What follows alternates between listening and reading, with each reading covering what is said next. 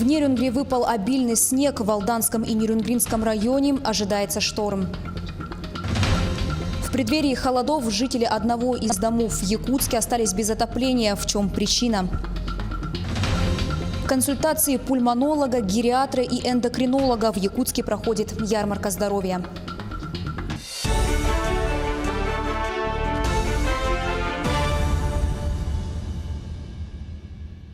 Это новости в прямом эфире. В студии Анастасия Кобызева. Здравствуйте. Сегодня в Алданском и Нерюнгринском районе ожидается шторм, возможно отключение электроэнергии, затруднение движения на федеральной автодороге Лена. В Нерюнгри уже выпал обильный снег. Жителям города рекомендуется обходить рекламные щиты, шаткие конструкции и не укрываться под деревьями. А водителям рекомендуется быть внимательными и осторожными. При возможности воздержаться от дальней поездки. Более 260 жителей с 1 по 7 корпусы домов на улице Можайского, 13/3Г остались без отопления. Причина – долги управляющей компании перед энергетиками. Люди готовятся к худшему, идти многим некуда. В ситуации разбирался наш корреспондент Александр Зубехин. В Гагаринском округе города Якутска по улице Можайского есть вот такие дома. С виду ничего необычного. Однако, со слов жильцов, земля под некоторыми из них не оформлена. А там, где оформлена, квартиры являются нежилыми помещениями. И именно с этим связаны все дальнейшие проблемы жильцов. Квартиры люди приобрели у застройщика гаражно-строительного потребительского кооператива «Маяк 21 век» несколько лет назад. Большинство заключили договор долевого участия в строительстве. Здания построены, ключи получены, но вот оформить квартиры в собственность как жилое помещение хозяева по-прежнему не могут. Вот, пожалуйста, документы на квартиру, что я покупаю квартиру, а не жилое помещение. Так что ж тут рассуждать-то? Это просто всех обманули. Проблема была с землей, что она была не наша. Теперь вроде бы мировое соглашение мы пришли, отдали часть помещения под управу Гагаринского округа. Нам разрешили оставить эти дома. Ну вот сейчас все равно какие-то у нас палки в колесах, и мы не можем, к сожалению, дальше оформить. Проблема с оформлением жилья повлекла за собой еще одну. Многие владельцы квартир просто перестали оплачивать коммунальные услуги. Долги перед управляющей компанией стали расти. Именно поэтому на днях все 7 домов были отключены от теплоснабжения. Сборы производились как за жилое.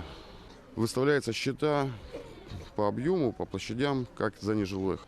Отключение произошло по причине задолженности УК «Вера» перед энергосбытом. Скоро наступят морозы, полопаются трубы, мы замерзнем. И что дальше? Жить нам негде.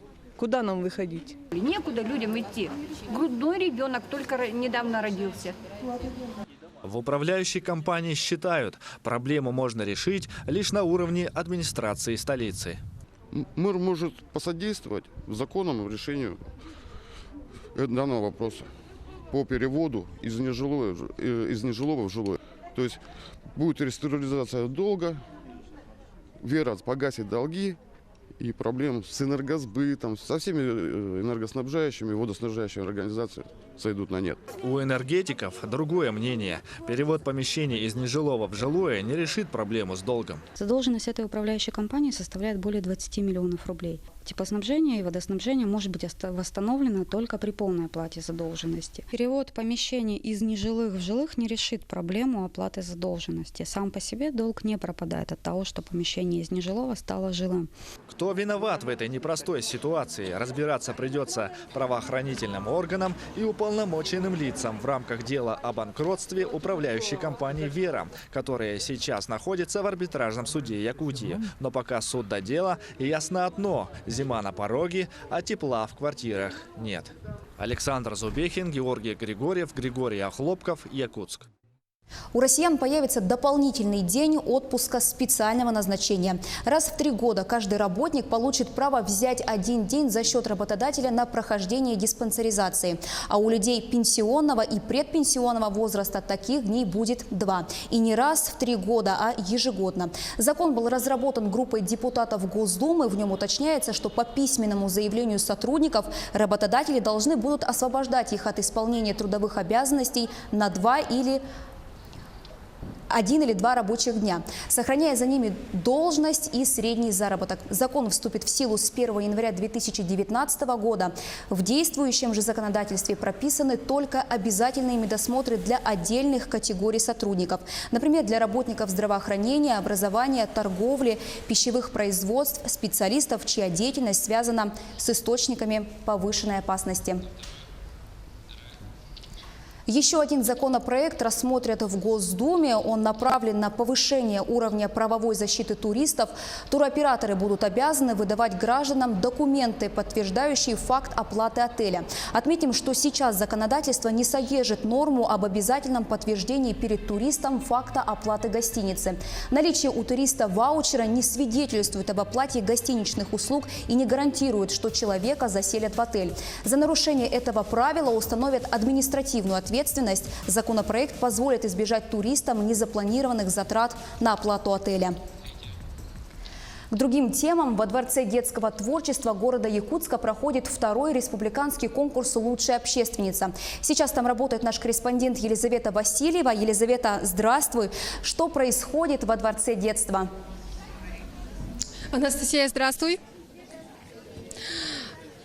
Во Дворце детства начинается 2-й республиканский конкурс «Лучшая общественница». Здесь принимают участие женщины 50 лет и старше. Елизавета, сколько всего участников и откуда они? Участниц всего 11, они в основном из Заречья, из города Якутска, а самой старшей 79 лет. А какие этапы предстоит пройти участникам? Участницам предстоит пройти 3 этапа. Это визитка, творческий номер и самым ярким запоминающимся моментом станет вечернее дефиле. Победительница получит суповой набор, то есть набор национальной посуды от компании «Чарон 21 век». Спасибо, Елизавета. Напомню, на прямой связи с нами был наш корреспондент Елизавета Васильева. Об итогах этого конкурса мы расскажем в следующих выпусках.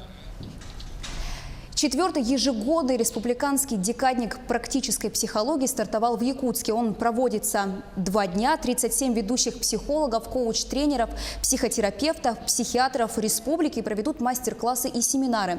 Как продолжение мероприятия с 8 по 12 октября пройдут курсы повышения квалификации. Они будут организованы в педагогическом институте и Центре психологической помощи семьи и поддержки. Но в этом году мы внесли психодиагностику. То есть это отдельное направление психологии, да, когда люди занимаются тестированием, диагностированием, узнают характер, темперамент, особенности личности, какая профессия человеку больше подходит. То есть люди могут здесь вот за 2 дня получить максимальный комплекс психологических, психотерапевтических услуг. Да, и это делается не только для профессионалов, чтобы они могли обменяться опытом, но и для всех желающих. Ярмарка здоровья проходит в Якутске. Мероприятие проводится в рамках декады Международного дня пожилых.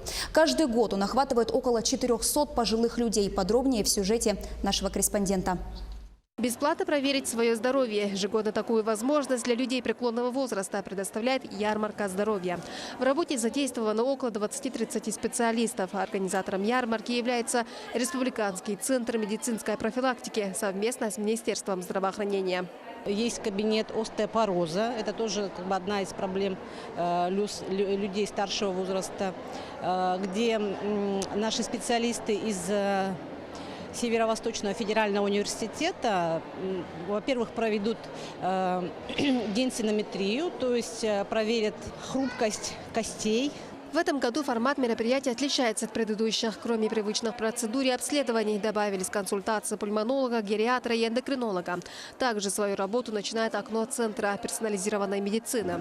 Кроме этого, для пожилых работают волонтеры-медики. Они сопровождают и информируют старшее поколение. У нас человек 60, у нас имеется 6 направлений. И вот на каждые 6 направлений у нас имеются волонтеры. И мы вот сейчас участвуем во всероссийской акции «Добро в село» получается. Мы помогаем фельдшерскому медико-акушерским пунктам. Вот такая у нас сейчас акция. У нас есть студенты с 1 курса по 6, а также ординаторы есть 1-2 года различных направлений, магистранты и даже студенты других учебных заведений. Могут и школьники также есть. Здоровье пожилых людей – один из показателей социального развития страны. По указу Владимира Путина к 2024 году средняя продолжительность жизни в стране должна составлять 76 лет. И подобные мероприятия для здоровья пожилых – один из шагов к достижению цели. Елизавета Васильева, Владимир Павлов, Якутск.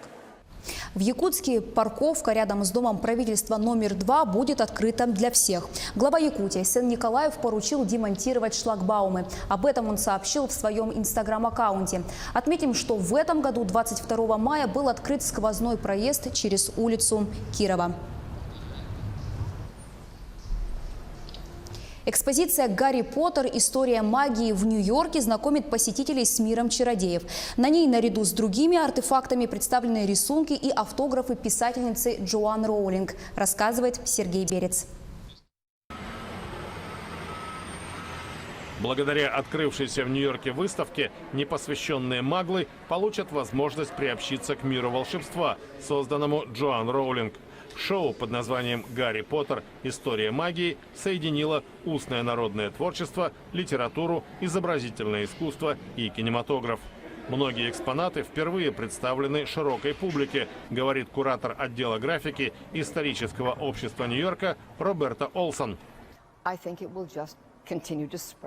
Проект, начало которому положила британская библиотека, будет расширяться и обогащаться. Сейчас уже в нем собраны 20 оригинальных рисунков Роулинг, плюс ее рукописи. Помимо этого демонстрируются скульптуры, редкие старинные книги, живописные портреты. Интерактивные дисплеи знакомят пользователей с секретами приготовления снадобий, гаданиями и алхимией. Магия лежит в основе природоведения и науки. До XVIII века и эпохи Просвещения магия и алхимия давали импульсы поискам истины. Выставка открыта на Манхэттене до конца января будущего года. По словам организаторов, даже если посетители не найдут философский камень, они приобретут бесценные сведения о том, как создавался храм человеческих знаний. К этому часу вся информация. Еще больше новостей вы сможете найти на наших официальных сайтах yak24.ru и nvk-online.ru. Наши корреспонденты продолжают следить за развитием событий в республике и за ее пределами. Оставайтесь с нами.